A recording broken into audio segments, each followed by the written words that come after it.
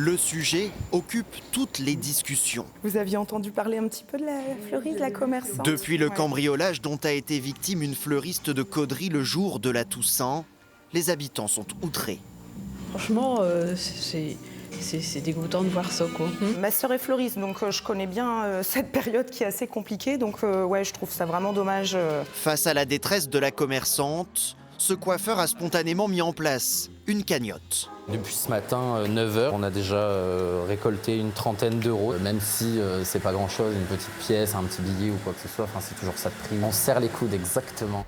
Car depuis samedi, Juliette, 26 ans, n'a pas rouvert son commerce. Choquée après le vol de 6 000 € de recettes à son domicile.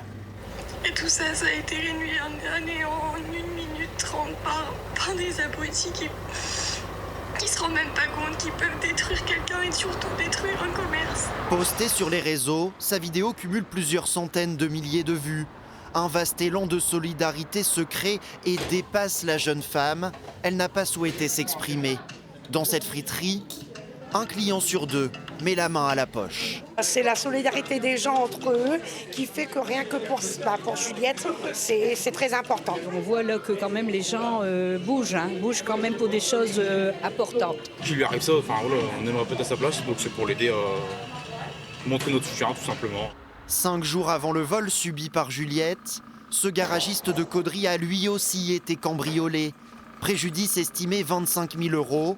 Au-delà de la solidarité qu'il salue, Romain Bouillet réclame plus de surveillance. On n'est pas là pour quémander ou quoi que ce soit, on ne veut pas d'afficher, c'est juste qu'on veut avancer, être en sécurité et on en a le ras-le-bol de ce qui se passe. La fleuriste et le garagiste ont déposé plainte à la gendarmerie de Caudry. 2 enquêtes ont été ouvertes.